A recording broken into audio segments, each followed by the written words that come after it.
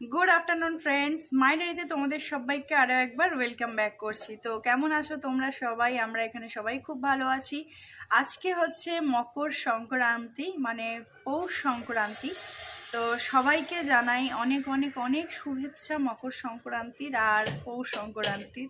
একই জিনিস, দুটো আলাদা নাম। তো আজকে দিনে পিঠে পুলি পায়েস এইসব খাওয়ার প্রচুর প্রচুর একটা আনন্দ মজা আছে। তো সেটা আমার বাড়িতেও হবে। তো আমি ফার্স্ট টাইম আজকে এখানে এই জিনিসটা করব। লাস্ট 2 ইয়ার্স কিছু না কিছুভাবে হোল্ড হয়ে গেছে ব্যাপারটা, মানে হয়নি, করতে পারিনি। তো আজকে আমি বাড়িতে, মানে আমার এই রানাঘাটের বাড়িতে আমি আজকে করব এই প্রিপারেশানগুলো। যেমন আমি আজকে সিম্পল দুটো জিনিসই বানাবো। একশরা যেটা হয় সেটার পিঠে বানাবো, আর হচ্ছে দুধ পুলি বানাবো। আমার হাজব্যান্ডের খুব খুব ফেভারিট, মানে হচ্ছে পরির পাপার খুব ফেভারিট।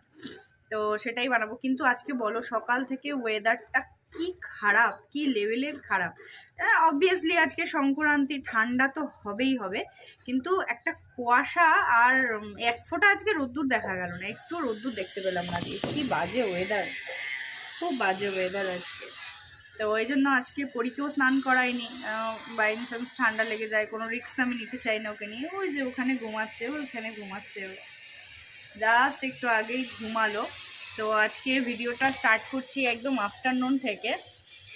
তো চলো দিনটা স্টার্ট কি করবো। এখন তো আফটারনুন অলরেডি হয়ে গেছে, প্রায় এখন বাজে হচ্ছে 3:10 বাজে। এখনও লাঞ্চ হয়নি, কুকিং হয়ে গেছে, সব কিছু আমার ক্লিনিং ডাস্টিং যা থাকে সবই হয়ে গেছে, কিন্তু এখনও খাওয়া দাওয়া কারোর হয়নি। তো চলো বাবাকে খেতে দেবো, আমরা খাবো। পরি যতক্ষণ ঘুমাচ্ছে চেষ্টা করব খেয়ে নেওয়ার, তারপরে প্রিপারেশনগুলো স্টার্ট করতে হবে। যেগুলো রান্না করব আজকে, পিঠে পুলি বানাবো, তো সব কিছু তোমাদের সাথে শেয়ার করব, থেকো আমার সাথে। তো আজকের লাঞ্চে রয়েছে ধনেপাতা চাটনি, যেটা টমেটো লঙ্কা দিয়ে করা হয়েছে, তার সাথে একটু বড়ি ভাজা, যেটা আমি নিজে হাতে দিয়েছিলাম। সেই বড়িটা বাতাসা বাতাসা টাইপের হয়ে গেছে, কিন্তু খুব টেস্টি হয়েছে। আর এখানে রয়েছে বাঁধাকপি, শিম দিয়ে, আলু দিয়ে, আর এটা হচ্ছে ডাল। তো ঝটপট লাঞ্চটা করে নিই। লাঞ্চটা করে নিয়ে করতে হবে পিঠে পুলির প্রিপারেশনের আয়োজন। আমি পরি ঘুম থেকে উঠে যাবো, পরীকে কোলে নিয়ে রেখেছি। আর পরির পাপা কি করছে দেখো, এই যে পরির পাপা বসেছে এখানে নারকেল কুড়াতে। বলছে তোমাকে করতে হবে না, আমি করে দেবো। বাবা দেখি স্যার, একটু মুখটা দেখান। নারকেল কোথায়, হাতে কুড়াচ্ছেন না মুখে কুড়াচ্ছেন? আপনার মুখেও নারকেল আছে দাদা? খেলাম না, খেয়ে আপনি টেস্ট করে দেখলেন নারকেলটা মিষ্টি নাকি? এই যে পাপা নারকেল কুড়াচ্ছে। তো তারপর আমি কিচেনে চলে এলাম। এখন প্রায় 5:30 মতো বাজে। তো পরীকে খাইয়ে ঘুম পাড়িয়ে রেখে তারপরে আমাকে কিচেনে আসতে হলো, কারণ অনেকটা সময় আমাকে কিচেনে থাকতে হবে। তো ভিডিওটা অনেক দিন পর তোমাদের কাছে যাচ্ছে, এই জন্য যাচ্ছে যে আমি প্রচণ্ড অসুস্থ হয়ে পড়েছিলাম। তোমরা হয়তো আমার গলার আওয়াজেই বুঝতে পারবে, আমার টোটালি ভয়েস চলেই গেছিলো একেবারে ঠান্ডা লেগে। তো একদমই কথা বলতেই পারছিলাম না আমি, সেই কারণেই আমি ভিডিওটা এডিটও করতে পারিনি। তাই এতদিন বাদে পৌষ সংক্রান্তির এই ভিডিওটা তোমাদের কাছে যাচ্ছে। তো বাদ দিয়েও, সেই নেগেটিভিটি বাদ দাও। তো এখন ভালো আছি অনেকটা, তাই চেষ্টা করছি যেন আমি ভিডিওটা এডিট করে তোমাদের কাছে পৌঁছে দিতে পারি। তো এখন আমি নারকেলটাকে যে পরির পাপা কুড়িয়ে দিয়েছিল, ওর মধ্যে আমি গুড়টাকে গ্রেট করে দিয়ে দিলাম, আর সামান্য একটু চিনি দিয়ে এটাকে ভালো করে মেখে নেব। আর দুধের মধ্যে আমি তেজপাতা আর 2টা এলাচ দিয়ে দিয়েছিলাম, দুধটাকে ফুটতে বসিয়ে দিয়েছি। এখন এটাকে আমি নারকেলটাকে ভালো করে মাখবো, মেখে নিয়ে এটাকে পুরোপুরি নাড়ুর মতনও নয়, কিন্তু নাড়ুর মতন একটু কম, আমি এটাকে ভালো করে কড়াইতে তৈরি করে নেব। এটা আমার হচ্ছে যে আমি পুলিটা বানাচ্ছি, সেই পুলিটার পুরটা রেডি করব। তো চলো দেখো আমি কিভাবে করি।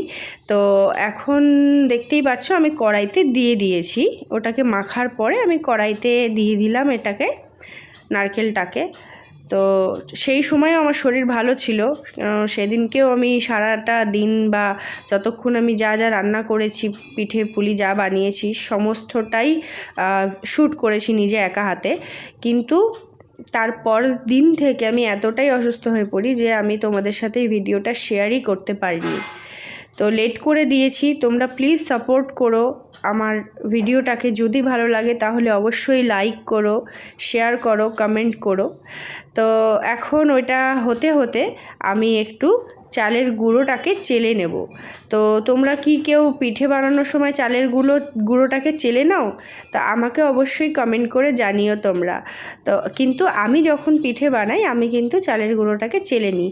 এতে কি হয়, যেটা একদম ডাস্ট দানা থাকে সেটা তো সুন্দর চালনির মাধ্যমে পড়ে যায়, আর যেগুলো একটু মোটা দানা থাকে সেইগুলো ওপরে থেকে যায়। তো সেটাকে আবারও আমি মিক্সারে ঘুরিয়ে নেওয়ার পরে ওটা আবার ডাস্ট হয়ে যায়, সেটাকেও আমি চেলে আবার দ্বিতীয়বার ব্যবহার করতে পারবো। সেই জন্য আমি প্রথমেই এটাকে চেলে নিই। তো এখন আমি সরা পিঠে বানানোর জন্য আমি ব্যাটারটা গুলে নিয়েছি। সবার প্রথমে আমি আজকে সরা পিঠে বানাবো। তো সরাটা দেখছো পোড়ানো রয়েছে, যেহেতু সোমবার ছিল আর পরীর বার্থ যে ডেটা সেটা মানডে ছিল, সেই কারণে আমি আগের দিনকে সরাটাকে পুড়িয়ে রেখেছিলাম। আর অনেকেও সংক্রান্তির দিন সরা পোড়ায় না বলে আগের দিন সরাটাকে পুড়িয়ে রাখে, তো আমিও সেটাই করে রেখেছিলাম। তো এখানে দেখো আমি এই প্লেটের ওপরে সামান্য একটু ঘি নিয়ে নিয়েছি। এইভাবে আমার মা করতেন, তো সেটা দেখেই আমি শিখেছি, ছোট থেকে বড় হয়েছি এটা এইভাবে দেখেই। তো এইভাবেই আমি সরাটাকে ভালো করে একটু গ্রিস করে নিলাম ঘি দিয়ে। এবার আমি যে চালের গুঁড়োর ব্যাটারটা গুলেছি সেটা আমি এই সরা পিঠের মধ্যে দিয়ে দেবো, সরার মধ্যে দিয়ে দেবো পিঠেটা তৈরি করার জন্য। তো আমাদের 1 সরার নিয়ম, আমি 1 সরাই করছি। অনেকের আবার 4টে বা অনেকে 7টাতেও করে। তো আমাদের এটাই করতে হয়, তো আমি এটাই করছি। তো আমার বাপের বাড়িরা শ্বশুর বাড়িতে একই সিস্টেমেই হয়। তো এখানে দেখো কি সুন্দর আমার সরা পিঠেটা উঠেছে, খুব সুন্দর হয়েছিল সরা পিঠেগুলো। আমি বাপের বাড়িতে মা যখন করতেন একটু একটু মায়ের সাথে করতাম, কখনো পুরোপুরি এইভাবে নিজে হাতে করিনি। তো ফার্স্ট টাইম করে যে খুবই ভালো লাগছে যে খুব সুন্দর সরাটা পিঠেটা তৈরি করতে পেরেছি আমি। তো এখানে দ্বিতীয়টা তৈরি করব, তার জন্য আমি দিয়ে নিচ্ছি ভালো করে, গ্রিস করে নিলাম আবারও একটুখানি। তো তোমরা আমাকে অবশ্যই কমেন্টে লিখে জানিও যে তোমাদের মকর সংক্রান্তি কেমন কেটেছে, ঠিক আছে? আর তোমরা কি কি ধরনের পিঠে পুলি বানিয়েছিলে অবশ্যই আমার সাথে শেয়ার করো। আমি তো সামান্য এইটুকুই বানিয়েছি। তো তারপরে একটু ব্রেক নিয়েছিলাম, একটু টিফিন করে নিয়েছিলাম। এবার চলে এসেছি ঘরে পুরটাকে নিয়ে, তার কারণ আমি দুধ পুলি বানাবো। সেই দুধ পুলি বানানোর জন্য যে পুলিগুলো রেডি করতে হবে সেগুলো আমি ঘরে বসে বসে রেডি করে নিচ্ছিলাম। তো দেখো এখানে আমি টুকটুক করতে করতে অনেকগুলি পুলি বানিয়ে নিয়েছিলাম। তো তারপরে পরীর পাপা একটু মুড়ি খাচ্ছিল, আমাকে বললো আমার আর মুড়িটা খেতে ভালো লাগছে না, তুমি মুড়ি কটা খেয়ে নাও। তো আমি মুড়ি কটা খেয়ে নিয়ে আবার পুলি বানাতে বসে পড়লাম। তো চলো দেখো আমার পুলি বানানো প্রায় রেডি। এই দেখো পুলিগুলো এখন আমি যে দুধটা বানিয়েছিলাম সেই দুধের মধ্যে আমি পুলিগুলো দিয়ে দিচ্ছি। তার আগে পরীর পাপা কিছুটা পুলি দুধের মধ্যে ছেড়ে দিয়ে গেছে, তাই দেখো আর জায়গা হচ্ছে না পুলিগুলো দেওয়ার মতন।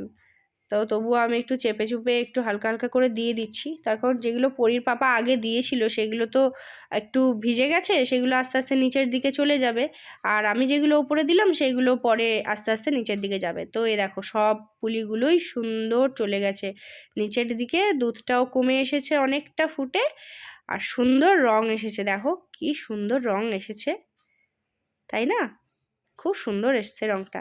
আর সত্যি কথা বলবো তোমাদের, কি যে টেস্টি হয়েছিল আমি তোমাদের বলে বোঝাতে পারবো না। খুবই খুবই টেস্টি হয়েছিল। নিজে করেছি বলে বলছি না, ফার্স্ট টাইম পুরোটা নিজে হাতে একা করেছি সেটার একটা আনন্দ ছিল, আর যে এত ভালো খেতে হয়েছে সেটারও একটা আলাদাই আনন্দ ছিল আমার মধ্যে। তো শ্বশুর বাড়িতে প্রথমবার নিজে হাতে যদি পিঠে পুলি বানিয়ে খারাপ হতো, মান সম্মানটা একটুখানি খারাপই লাগতো বলো। তো ভালোভাবে জিনিসটা করতে পেরে নিজের কাছে খুব ভালো লাগছে। তো এখন একটু শাশুড়ি মাকে এই পিঠে দেব, শাশুড়ি মা খান, খেয়ে আমাকে আশীর্বাদ করুন যেন আমি এরকমই আরও ভালো ভালো করে রান্না করে সবাইকে খাওয়াতে পারি, শ্বশুরকে, আমার হাজব্যান্ডকে। আমার মেয়ে বড় হবে, আমার মেয়ে খাবে। তো প্রায় 11টা বাজে, এখন ডিনার করতে বসেছি। আমি একটু টেস্ট করার মতো নিয়ে বসেছিলাম। তো এতগুলি পুলি আমি খাইনি, যেহেতু অনেকটা রাত্রির হয়ে গেছে, আর পরি যেহেতু ফিড করে আমার থেকেই, সেজন্য যদি কোনো রকম অসুবিধা হয় এর সাথে আমি একটা রুটি খেয়েছিলাম। তো ওই টেস্ট যেটুকু করলাম খুবই টেস্টি হয়েছিল, নরম হয়েছিল। রিভিউটা দেন কেমন হয়েছে, কেমন হয়েছে? সুন্দর হয়েছে। নরম তুলতুলে হয়েছে, মিষ্টি হয়েছে, মাথা নাড়লেই হবে।